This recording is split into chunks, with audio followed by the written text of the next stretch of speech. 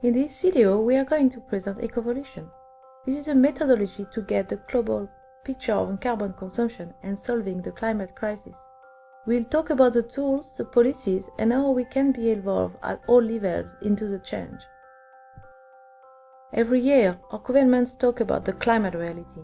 We are getting a lot of policies discussion, but while we now know the math and the science, there is nothing yet in place in Australia to avoid the terrible consequences of an 8-degree climate breakdown. On our planet currently, we have different approaches. There are people in corporations asking to work more, to produce more, and use all the resources. There are people who are conscious about the climate crisis happening, protesting and trying to make a change. And there is the rest of the population, about 60%, who really don't know what to do, how to act, because it's so confusing and there is misinformation everywhere. But in the end, 80% of Australians know that this is real, and that if we don't curb the curve, there is a climate catastrophe looming upon us with consequences extremely hard for everyone, and the future of our children will be at stake within 20 years. As a consumer, we are surrounded by systems of production responsible for the CO2 emissions, such as manufacturing, energy, meat consumption, and transport, being the major carbon emission actors, which all increase the carbon footprint on the planet. We lack the visibility to act. So the first stage, if you were to think that every finished product would have a carbon labeling calculated cradle to grave, things such as food, clothes, cars, and of course energy, we should be able to understand our choices and see what impact they have for each of them. We would know for sure how we are impacting and what is our responsibility we have to account for in the global picture. So first, we should be labeling our products with the carbon emission equivalent, which is the carbon footprint. As a second stage, once we have all the products labeled for 18 months, we can start sharing and monitoring through our phones and apps linked to the loyalty reward systems already in place. This will show us our personal carbon picture and how to keep track with everything. We will implement a carbon emission index called CEI accounting so everyone can monitor their use. Within 2 to 3 years, once all Australians are used to it and already making efforts on a voluntary basis, we will call upon a direct democratic process for a referendum.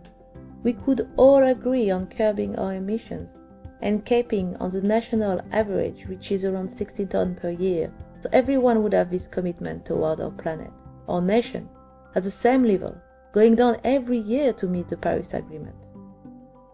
So, at the same time as the third stage starts, which is capping, once you reach your limit, you won't be able to consume any more carbon, but you can buy the CEI from users who don't use it as much. So effectively, the CEI carbon emission index would become a second currency with a dollar value on the micro market, only to be traded by end user. So everyone would see a direct interest and incentive to do carbon trading to improve their way of life and reduce their carbon footprint. So, how can this be put in place? Well, as I said, the CEI carbon emission index is the sum of all the carbon footprints involved in the obtention of the final product. So if we take a pear, for example, this has a carbon emission, gets transported through a truck with other pears, and this adds to the carbon footprint of the product. It arrives at the factory and gets conditioned in jar after being processed. Packaging is added, as well as storage.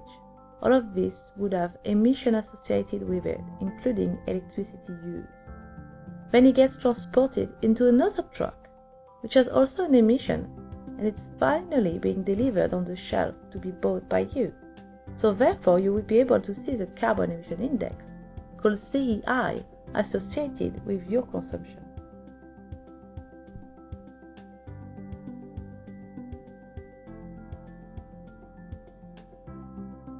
In practice, really, how would it look like for me? Well, if we continue with our pear jam, we could look at two kinds of pears. The first one is produced locally, has a simple packaging, is recyclable, and is pesticide-free. Second one, however, is coming from overseas, has a fancy packaging, non-recyclable, plastic, and has chemical and preservative. So let's say the first pear jam was $5 and the second one was $2. But the first one has a CI of only 20 grams of carbon, while the second one has a CI of 100 grams of carbon. Now, on the user micro market, let's make the assumption that the value of the gram of CI would be 6 cents, which effectively would give the value associated with the carbon of $1.2 for the local product, and the value of the product coming from far away being about $6. It's important to highlight that the CI would actually rebalance the competitivity of products towards low carbon emission and local solutions. The real market value will be $6.2 for the local one, and the real market value will be $8 for the other product. The consumer will be able to choose the local product.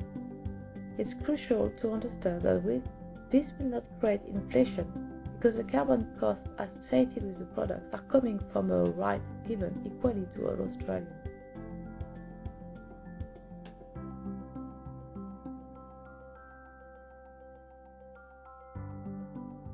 What can we expect for every person in the Australian population?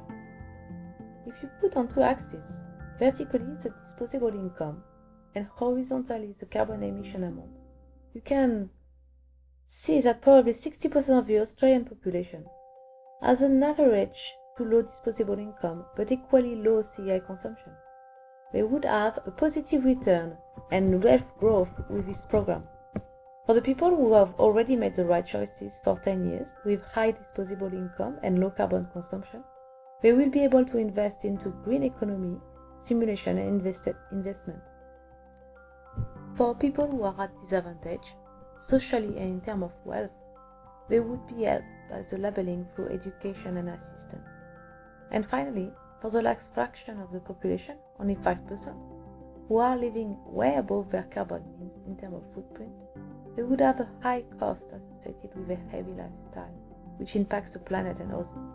In theory, this will help everyone to make better choices, and in just a few years, helping people to understand. It will improve their quality of life by privileging quality once again over quantity in their day-to-day life. This will be effective to curb our carbon emission levels to meet the Paris Agreement. It will act as a trigger to switch to regenerative economy extremely fast. Our policy and budget will be able to prioritize healthcare, education, services, and all forms of low-carbon, sustainable businesses. How will this be managed? We can see there will be a need for regulation. There will be the creation of a carbon bureau, which will be in charge of auditing the companies, defining the norms and regulating the apps, doing the accounting. It's important this entity is set based on science and independent from the local government or state. We can foresee that the IT sector will be boosted by this initiative, while the Australian farmer will actually have the opportunity to act as carbon banks through soil regeneration. If you have liked this presentation, you might ask, when do we start? Well, we need your voice and this idea to spread fast. So please share and discuss and join on Ecovolution the Party on Facebook, Twitter and through our website. If you didn't like the French accent of the voiceover, I would be happy to be in touch with you to do a better Aussie version. Thank you very much for your attention. We don't have time and we are all in this together.